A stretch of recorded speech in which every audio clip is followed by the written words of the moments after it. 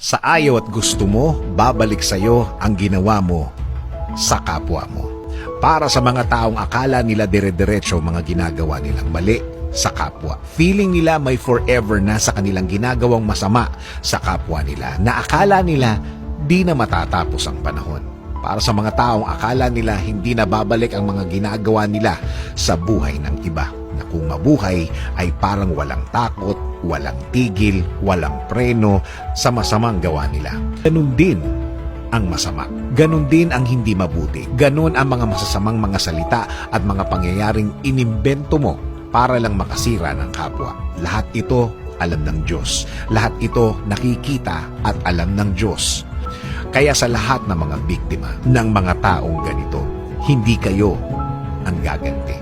Ayaw ng Diyos na mapahama kayo sa pagganti nyo sa kanila. Ayaw niya na mapasama kayo dahil kapag kayo ang gumawa ng pagganti, baka kayo pa ang mapahamak. Kaya siya na ang bahala sa mga nanakit sa'yo. Again, hindi ikaw ang gaganti. Hindi ikaw ang babawi. Hindi mo business yun.